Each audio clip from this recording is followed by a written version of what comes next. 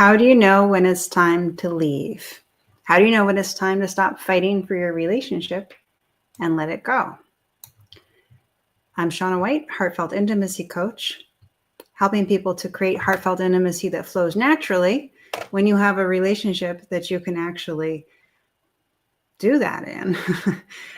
And also helping people let go when that's right. I'm speaking about this today because this is a question that came up for a couple of people in my group recently. And so I wanted to speak about it for their benefit as well as for yours, if this is relevant to you. Let me just go ahead and share this in my group really quick.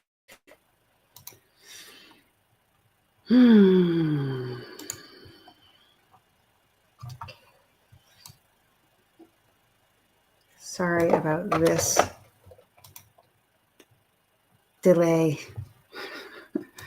but it's almost over.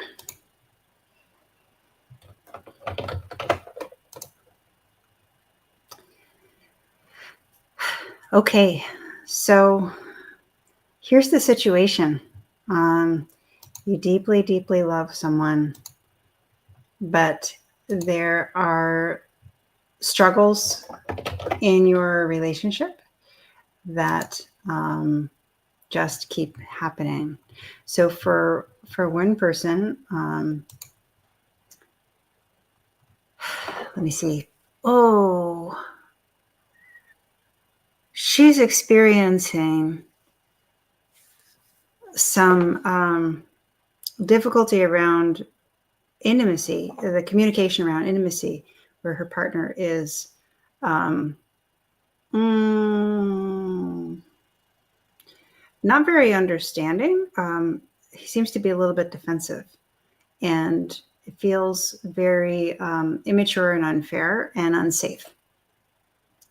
That is one situation. And she's wondering, how do I know if my partner, how do I know if I can work this out or if I need to just keep going?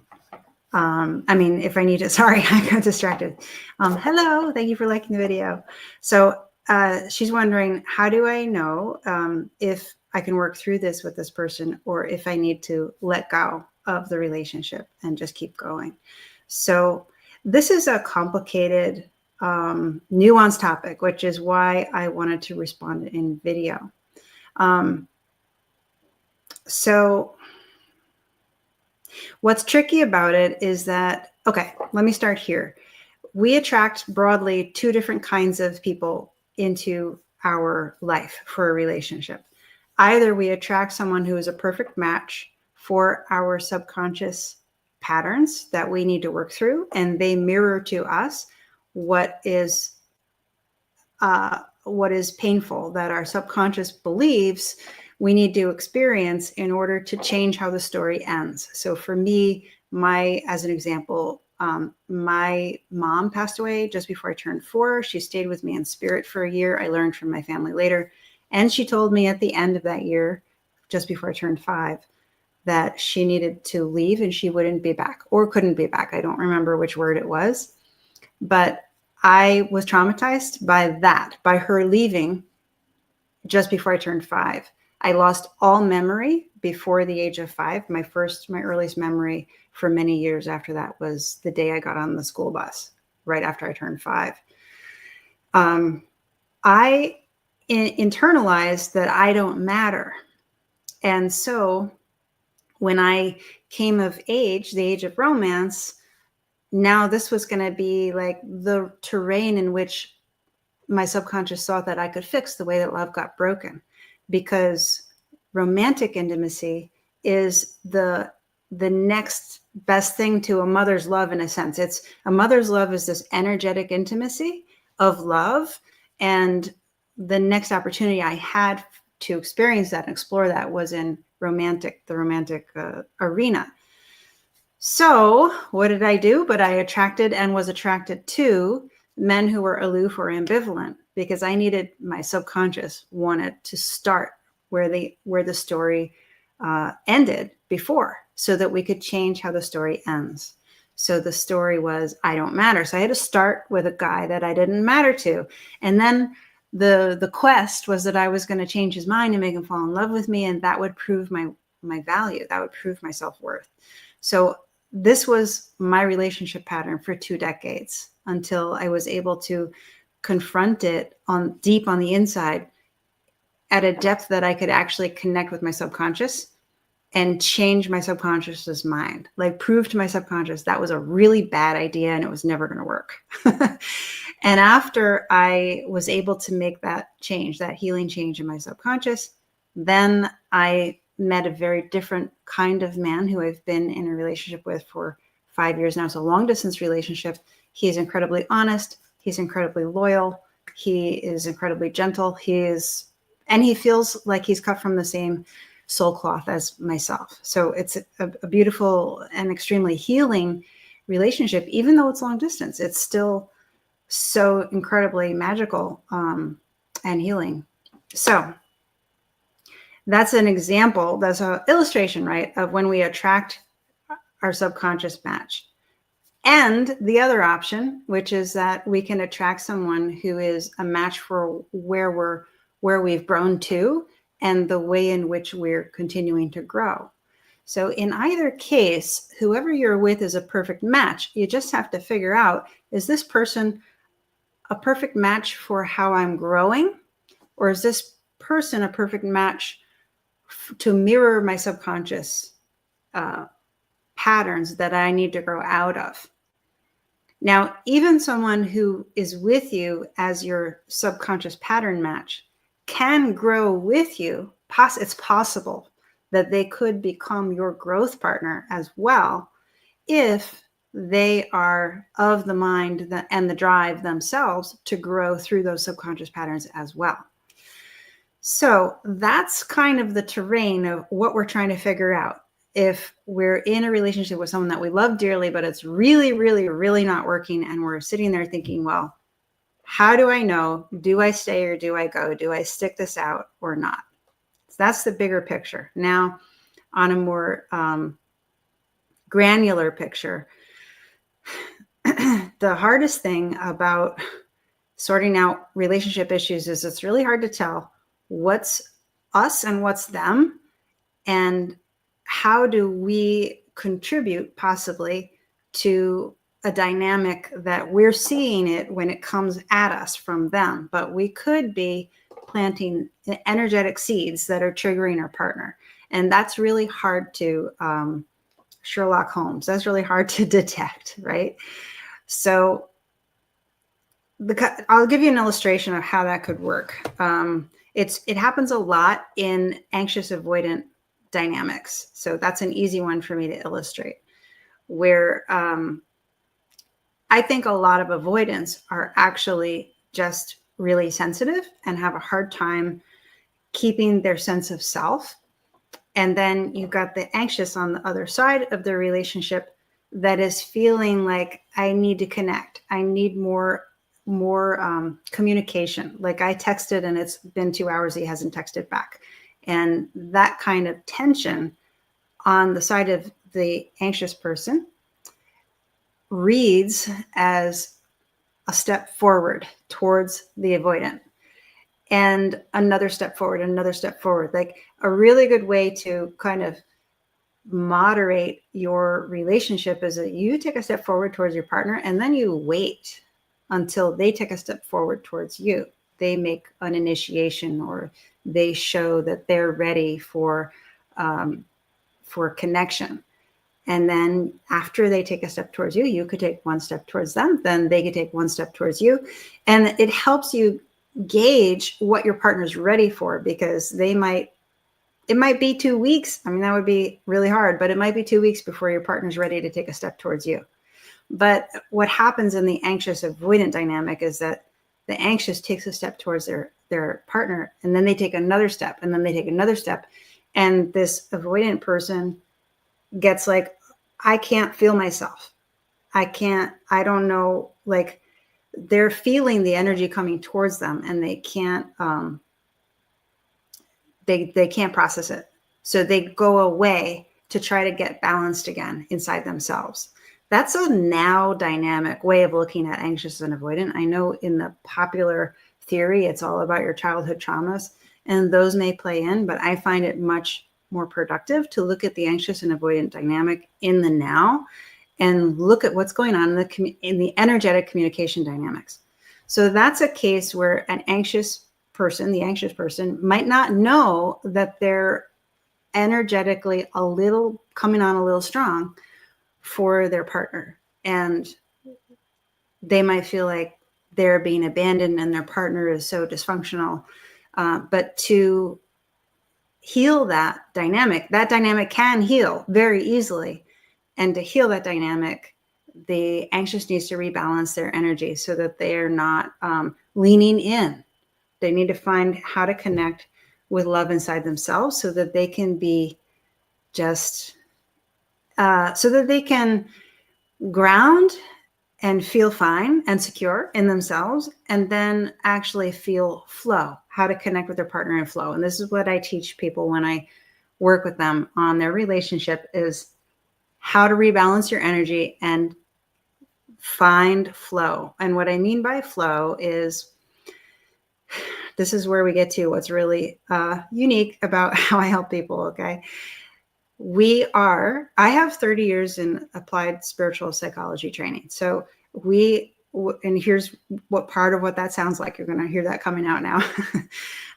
We are children of love. And what that means is that we have the awareness equipment inherently on board in our being that allows us to experientially connect with the energy of divine love in the core of our being. But we're not taught how to do that, and we're not taught that we can do that. So most people do not know how to do that. But because that is our nature, not being able to do that and not even knowing how to do that leaves us to suffer on the inside. And that's the ultimate root of feeling like I'm not lovable, is the fact that we're not feeling the energy of divine love, which we're actually designed to feel on the inside. So, and now I'm trying to remember exactly what point I was plugging this into. So this is, I don't know if was I talking about anxious and avoidant? You could tell me in the comments. I'm going to think that's what I was talking about. For the anxious to rebalance. I mean, everyone has to, not just the anxious, also the avoidant in this example, right? And there are other dynamics out there besides anxious and avoidant. But the way that we rebalance our energy is by connecting with that energy of divine love in the core of our being. That's what makes us feel secure. Oh yeah, I was trying to explain what flow is. So then here's the other piece. Flow is how that divine love energy flows through you, and it works with your partner like magic, because even when people are not connected with that energy, they still feel it. Divine love energy is the mind that unites all of us. It does not violate will ever, but it harmonizes anything that it touches. So when you connect with the energy of divine love in the core of your being, and then you listen to that energy for how you connect with your partner is going to be like, oh, wow, this is so much easier for me to relate to than the alternative. And I'll explain the alternative right now, which is that when we don't feel that energy, we feel deep down like we're not lovable. And then we're looking to compensate for that. And when we look to compensate for that, we start to apply pressure. And when we apply pressure, our partner goes, ugh, I don't like that pressure. Or our partner might be feeling their own neediness and actually be like, hey, I want that pressure. That happens too. I had a guy tell me once, I want you to control me. I was like, I don't want to control you. I'm not interested in those relationship dynamics. So, so this is the subtle stuff that, if I were in a relationship and I was in love with someone and the communication dynamics were really, really, really not working, and I was on the fence, I was like, geez, do I stay or do I go? What I would want is to make sure that I am showing up balanced. I would want to make sure I'm giving that relationship the best opportunity to reconcile before I walk away, because otherwise I would never know. I would have a feeling in my being that's like, what if it could have worked out? And what if I gave up on it too soon? Right. But on the other hand, it's really not fun to hit your head against the wall forever. And you don't want to set yourself up for that. So here's how I would sort that out. I would get connected with divine love in the core of my being, get myself balanced. And then it's a two-step process. First, you balance your own energy, and then you find your honesty in that. Now, some people already have their honesty intact, and that's great. And then you find how your honesty becomes more gentle and sensitive, guided by flow. But if you don't have that courage and that honesty, then that follows after you rebalance your energy. You find, okay, how then do I engage my partner and ask my partner the questions I have for my partner? When you rebalance your energy like that, and then you re-engage your partner from that balanced place, you give your partner the best opportunity to understand you, to understand themselves, and to join you in a safe, emotionally safe dialogue to get real and get honest with each other. And that becomes your test. Can your partner join you? When you show up the best you can, because now you're rebalanced yourself, right? So you're not bringing pressure to the table. You're just bringing honesty and gentleness to the table and love. Then if your partner can't join you in that space in a productive way, then you can know, okay, it's fair for me to give up on this. It's fair for me to walk away. And there's one more test, actually. And I deployed this test a lot in my long distance relationship. When you connect with the energy of divine love inside you, you hook up a navigation system about what feels right. You could feel this alignment inside you of what feels right. And so you can ask that inner alignment inside you, do I stay or do I go? Because it was hard for me I told you about how wonderful this relationship is, how wonderful this man is that I'm in a relationship with for 5 years now, long distance. It was really hard for me to agree that the long distance circumstance was okay. I was really struggling with that. So I was asking, is this right? Do I stay or do I go? And I kept getting in that aligned place inside me the answer, yeah, this is right. Okay, today this is right. Now I ask again, a week later, is this right? Yes, it's right. So, and I still ask that question. I don't ask as often lately because I feel at peace with the situation. But I do ask now and then, hey, is this right? Anytime I have a question, is this right? I keep getting that this is right. And so I stay. And I'm so glad that I've stayed, because it has been an amazing, transformative experience, healing experience, walking with him in the way that we walk together. So those are my thoughts about how you navigate this question, do I stay or do I go? And if you want any support with any of that, you're welcome to reach out to me. If you're in my group, great. You can, if you've got a question, you're welcome to post a question, or you can reach out to me if you think that you might want one-on-one help with any of this. We can explore what that looks like. If you're not in my group, I recommend that you join my group, because this is broadcasting in multiple places. That's why I'm speaking this way. Yes, if you're not in my group, I recommend you join my group. You can go to my Facebook page, and it's pinned at the top of my posts. And yeah, when you join my group, you can ask me questions and I'll respond by video. And yeah, I guess that's it for now. So take care, and I will see you again soon. Bye for now.